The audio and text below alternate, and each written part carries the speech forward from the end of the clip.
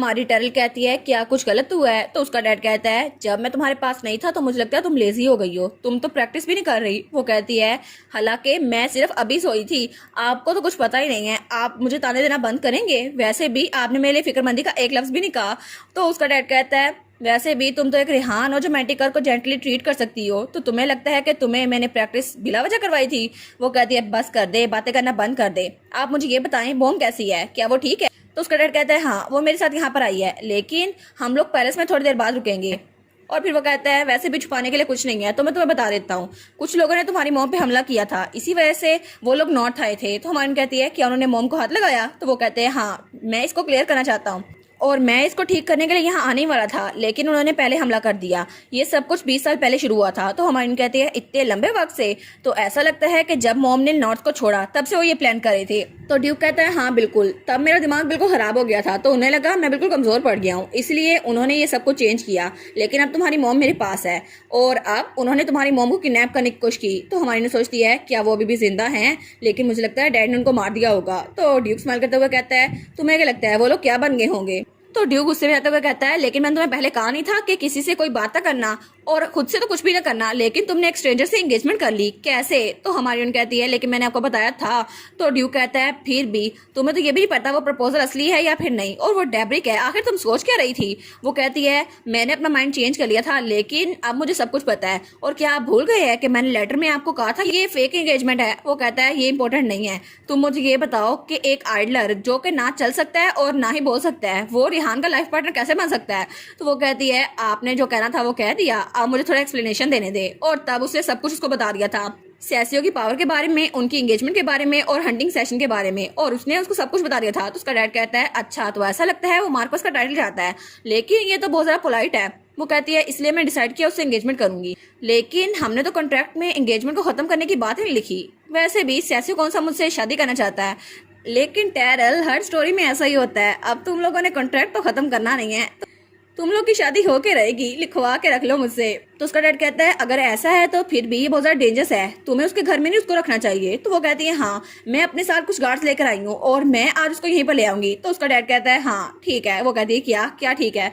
वो कहता है क्योंकि इसका बहुत ज्यादा सिंपल सोल्यूशन है, तुम सैसियो को यहीं पर ले आओ, वो यहीं पर रहेगा। और उसके बाद उनकी बग्गी सैसियो के घर जा रही थी, तो उसकी गार्ड कहती है तो हम लोग डेविड मैशन जाने वाले हैं ना यंग डचीज। तो फिर वो कहती है लेकिन आपने वो रिंग क्यों खरीदी थी।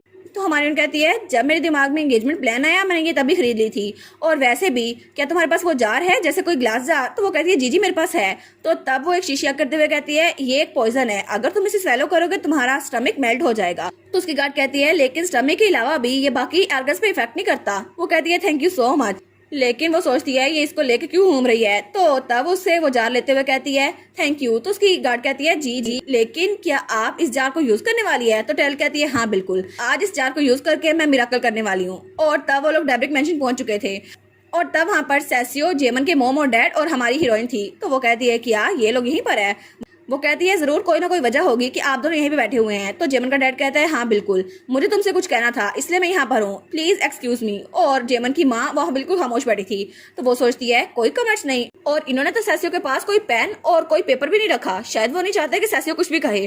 तो वो सोचती है कितने ज्यादा क्रूर लोग है ना, ये बिल्कुल नहीं चाहते। तो जेमन की माँ कहती है मैं भी यहाँ पर हूँ क्योंकि मैं तुम्हारी बात सुनने के लिए आई हूँ इसलिए। तो मार्कस कहता है लेडी आपसे बात करने के लिए किसी ने नहीं कहा, तो आप बिल्कुल खामोश रहे। तो वो बिल्कुल खामोश थी। तो हमारी सोचती है अभी अगर मैं पुरानी टेरर होती तो ये मेरे मुंह पर थप्पड़ मार चुकी होती, लेकिन अच्छा है कि मैं रिहान बन चुकी हूँ, क्योंकि वैसे भी विंटर ग्लास और रिहान में बहुत बड़ा फर्क है, इसलिए ये दोबारा मुझ पर हाथ उठाने की कोशिश नहीं करेगी।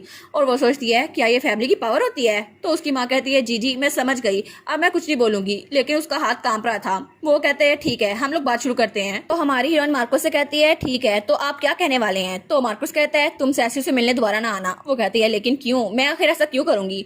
तो मार्कस कहता है सबसे पहले ये सब कुछ मैं सैसियो के लिए कर रहा हूँ और तुम्हारे लिए, और उसकी सिचुएशन के हिसाब से लोग उसके बारे में बातें करते हैं। वैसे भी उसको इतनी ज्यादा टेंशन नहीं मिलनी चाहिए, और बचपन से ही लोगों की आंखें और मुंह उसके लिए खुले हुए हैं और वो उसके लिए जहर का काम कर रहे हैं, इसलिए अगर तुम्हारे साथ तल्लुक की उसके बारे में खबरें फैली तो सबकी नजरें उसी पे होंगी। तो हमारी सोचती है नहीं मुझे नहीं लगा था कि आप ऐसा कहेंगे। वो कहता है क्या, तो हमारी कहती है क्योंकि सैसियो ने मेरी एंगेजमेंट को कबूल कर लिया है। वो कहता है क्या सैसियो ने, लेकिन मुझे इस बारे में कुछ नहीं पता था। तो मार्कस कहता है क्या ये सच है सैसियो? तो सैसियो हाँ में सर हिलाता है और वो बड़ा मासूम सा बना हुआ था। तो जिम की माँ कहती है आखिर क्यों, ये आखिर ऐसा क्यों कर रहा है? तब हमारी कहती है मैं यहाँ पर एक फॉर्मल प्रपोजल लेके आई हूँ, बाय द वे अब इस बारे में कोई भी रूमर्स नहीं फैलेंगी। तो मार्कस कहता है बकवास करना बंद करो, आखिर तुम उसे प्रपोज कैसे कर सकती हो और उसके साथ एंगेजमेंट कैसे कर सकती हो? तो हमारी हीरोइन वो शीशी निकालते हुए कहती है क्योंकि यहाँ पर मैं कुछ करने आई हूँ, मैं यहाँ पर एक मिराकल करने वाली हूँ जिसकी वजह से सैसियो वो दोबारा से चलने लग जाएगा। तो मार्कस कहता है क्या? तो हमारी कहती है क्या आपको पता है इस जार के अंदर क्या है? ये है टीयर्स ऑफ एनाब्रिल और इसको मैं इस्तेमाल करने वाली हूँ। और तब हमें कुछ देर पहले बगी का सीन दिखा रहता है जब उसने वो सारा पॉइजन बाहर फेंक दिया था। तो उसकी गार्ड कहती है योर ग्रेस आप ये क्या कर रही हैं? और तब उसने पानी की बोतल ली थी और वो कहती है उन लोग के सामने मैं इसे सैसियो के एंकल्स पे अप्लाई करने वाली हूँ, उसकी वजह से वो दोबारा चल सकेगा। तो वो कहती है क्या ये ठीक रहेगा? लेकिन सबको देखने से लगता है कि पानी है। वो कहती है चाहे जो मर्जी हो लेकिन फिर भी ये सब कुछ ठीक होने वाला है ना? तो तब वो कहती है ये स्पेसिफिक रेमेडी मैं लॉर्ड सैसियो को लेके आई हूँ ताकि वो चल सके। तो मार्कस कहता है ये तो मुझे सिर्फ पानी लग रहा है। तो सैसियो वो तो अपनी हंसी रोकने की कोशिश कर रहा था और उससे तो बहुत मुश्किल से कंट्रोल हो रही थी। तो हमारी सोचती है हंसना मत, अगर तुम हंसे तो सारा प्लान चौपट हो जाएगा। तो मार्कस कहता है आखिर इस रेमेडी का नाम क्या है, क्या तुम दोबारा से बोल सकती हो? वो कहती है एनाब्रिल, लेकिन एना भी कह सकते हैं शॉर्ट में। और तब वो शीशी खोलते हुए कहती है ये एक स्कॉलर ने बनाया है जिसने नॉर्थ के रीजन में इसको इन्वाइट किया था और इसकी वजह से कोई भी चीज चेंज हो सकती है। और तब उठ के उसकी तरफ जाने लगती है। वो कहती है ठीक है तो अब मैं इसे यूज करूंगी और सैसियो के सामने बैठ जाती है। वो कहती है जब से मुझे पता चला है कि सैसियो बचपन से चल नहीं पाता तो मुझे बहुत ज्यादा तकलीफ हुई थी, इसलिए मैंने सोचा कि उसके लिए ये रेमेडी ले आऊं और मैं लकी थी, मुझे ये मिल गई। और फिर वो कहती है इसके लिए हमें कॉन्सेंट्रेट करना होगा, तो क्या आप लोग बाहर जाएंगे? तो मार्कस कहता है मुझे नहीं लगता, ये सिर्फ एक कहानी है। लेकिन वो अपनी बीवी के साथ वहां से निकल गया था तो उसकी गार्ड भी बाहर खड़ी थी। तो वो कहता है ऐसा हो नहीं सकता, वो ठीक कर दे इसको। लेकिन हमारी हीरोइन उनके जाते ही दरवाजे पे मैजिक करती है। वो कहती है अब सब लोग चले गए हैं तो तुम अपना मुंह खोलोगे और वैसे भी मैं इसे यूज करने वाली हूँ, उसके बाद तुम चलने की ट्राई करना, लेकिन तुम खुद चल सकते हो है ना, तो उसकी जरूरत नहीं पड़ेगी और तुम तो चल सकते हो ना, तो इसलिए मेरा शुक्रिया अदा करने की जरूरत नहीं है, बस तुम्हें यहाँ जाना होगा। तो तब हमारा हीरो स्माइल कर रहा था। वो कहती है अब तुम स्माइल क्यों किए जा रहे हो, आखिर यहाँ मुस्कुराने की क्या वजह? तो वो कहता है तुमने सच में मुझे खुश कर दिया, जैसे मैंने एक्सपेक्ट किया था ना, बिल्कुल वैसे ही। तो वो कहता है जब तुमने इसका नाम लिया तो मैं इसका नाम पहले ही भूल गया था है ना। तो हमारी कहती है तुम तो कुछ ज्यादा ही हंसने लग गए हो। तो मार्कस बाहर खड़ा हुआ था। वो कहता है इतना सारा टाइम किस चीज में लग रहा है? तो उसकी बीवी कहती है हाँ बिल्कुल। तो हमारा हीरो तो स्माइल किया जा रहा था। वो कहता है मैं तो मार्कस का एक्सप्रेशन भूल ही नहीं पा रहा था। तो हमारी कहती है ठीक है हंसते रहो, लेकिन मेरा एक सवाल है। वो कहता है अच्छा कौन सा सवाल है? वो कहती है 3 साल पहले आखिर उस दिन तुमने मुझे वो रुमाल क्यों दिया था? तो सैसियो कहता है रुमाल, अच्छा वो वाला रुमाल जब तुम्हारा ब्रेकअप हुआ था है ना। वो कहती है क्या तुम्हें मुझसे हमदर्दी हो रही थी? तो वो कहता है नहीं नहीं मेरे पास दूसरों के हमदर्दी करने का टाइम नहीं है। तो वो कहती है अच्छा फिर वो किस लिए था? वो कहता है तुम्हारी खूबसूरती के लिए। वो कहती है अच्छा तो तुम मेरे साथ ट्रिक खेल रहे हो है ना। वो कहता है नहीं नहीं लेकिन मुझे सच में लगा था तुम बहुत ज्यादा खूबसूरत हो, इसलिए तुम्हें रोना नहीं चाहिए। वो कहती है तब तो मेरा नाम सिंड्रेला रखा गया था और सब लोग मुझे मेरी बैकग्राउंड की वजह से बहुत ज्यादा बुरी निगाह से देखते थे, लेकिन अब मैं बुरे मूड में नहीं हूँ और जो कुछ मैंने फेस किया वो सब कुछ बस पुराने वक्तों में रह गया, इसलिए मैं एक सिंड्रेला नहीं हूँ जिसके पास ग्लास स्लीपर है, लेकिन इस वक्त मुझे सिंड्रेला तुम लग रहे हो और इसलिए मैंने ये प्रिपेयर किया है। और तब उसके सामने झुकती है और तब वो रिंग बॉक्स खोलती है और उसमें रिंग थी। वो कहती है इसे टेयर ऑफ एम्पर कहते हैं और ये स्पेशली मैंने तुम्हारे लिए बनाई है, क्या इस बार तुम प्रिंस बनोगे? वो कहता है अच्छा प्रिंस, तो ये एम्पर के नाम पे है, एनाबेलिया है ना। वो कहती है हाँ हाँ बिल्कुल, लेकिन ये असल चीज है, ये नकल नहीं है, ये मैंने खुद से नहीं बनाई। वो कहता है मैंने कभी एक्सपेक्ट नहीं किया था कि तुम फॉर्मल एंगेजमेंट के लिए इतनी ज्यादा आगे बढ़ जाओगी, लेकिन चलो अच्छा है, ये रिंग तो बहुत ज्यादा खूबसूरत लग रही है। और तब अपना हाथ आगे बढ़ाता है और कहता है मुझे पहना दो ना। तो हमारी सोचती है सच में ये इतने सारे ड्रामे क्यों किए जा रहे हैं। तो तब उसके हाथ में रिंग पहना देती है और वो रिंग तो बहुत ज्यादा प्यारी लग रही थी। तो सैसियो कहता है तुम तो 20 साल से ऊपर लगती हो। वो कहती है हाँ मैं 23 साल की हूँ। तो सैसियो कहता है चलो 23 साल की उम्र में तुम्हारी एंगेजमेंट हो गई। वो कहती है हाँ मेरी कॉम्प्लिकेटेड फैमिली की वजह से मेरे तुम्हारी तरह रिलेशनशिप नहीं थे। वो कहता है अच्छा, तो फिर उठते हुए कहता है ठीक है अब तुमने रिंग तो दे दी है, अब मेरे चलने का वक्त हो गया है, लेकिन मैं तुमसे एक सवाल पूछना चाहता हूँ जस्ट इन केस, क्या जैसे तुमने मुझे उठाया था तुम नॉर्थ में भी किसी को भी ऐसे उठा लेती हो? वो सोचती है क्या ये तो बहुत ज्यादा टॉल लग रहा है, लेकिन वो थोड़ा ब्लश करने लग जाती है। वो सोचती है क्या ये माउंटेन की बात कर रहा है जब मैं उसे उठा के नीचे लेके आई थी? तो वो कहती है नहीं नहीं तुम तो बहुत ज्यादा सस्पिशियस हो रहे हो, मैंने कभी भी किसी को तुम्हारे अलावा नहीं उठाया।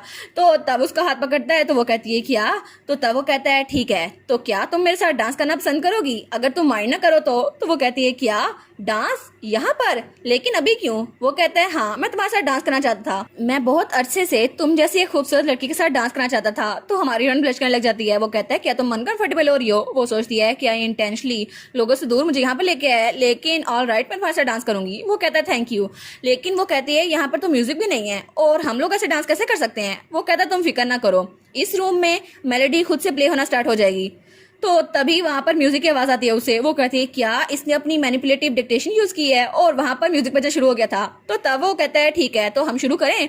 और तब वो लोग डांस करना शुरू करते हैं। वो कहता है एक्सक्यूज मी, और वो बहुत ज्यादा खूबसूरती से डांस कर रहे थे और हमारी जन सोचती है ये तो बहुत ज्यादा अजीब लग रहा है। वो कहता है हम लोग ड्राइंग रूम में डांस कर रहे हैं ना, तो ये अजीब लगेगा ही। तो हमारी उन कहती है लेकिन तुम तो काफी अरसे से बैठे हुए थे, क्या तुम सच में इतने स्किलफुल हो? वो कहते हैं हाँ हाँ, मैंने लोगों को डांस करते हुए देखा है, इसलिए ये ऐसा नहीं है मैं रिहान के सामने कह सकता हूँ। तो टेरल कहती है लेकिन तुम मुझे रिहान क्यों कह रहे हो? तुम्हें मेरा नाम नहीं पता? वो कहता है हाँ ठीक है टेरल, तुम्हारा नाम टेरल है तो अब से मैं तुम्हें यही कहूंगा। तो वो कहती है लेकिन मैंने ये तो नहीं कहा था तुम मुझे टेरल कहो। वो कहता है ठीक है, अब से हम लोग एक दूसरे को अपने नाम से बुलाया करेंगे। और इसी के साथ ये वाला पार्ट यहीं पर ख़त्म। तो आप लोग बताइएगा आप लोग को ये पार्ट कैसा लगा, और वीडियो को लाइक और चैनल को सब्सक्राइब लाजमी कीजिएगा। बाकी वीडियोस का लिंक भी स्क्रीन पर नज़र आ रहा होगा तो काइंडली उनको भी चेकआउट कर ले। और thank you so much for watching my videos. Stay safe, bye bye.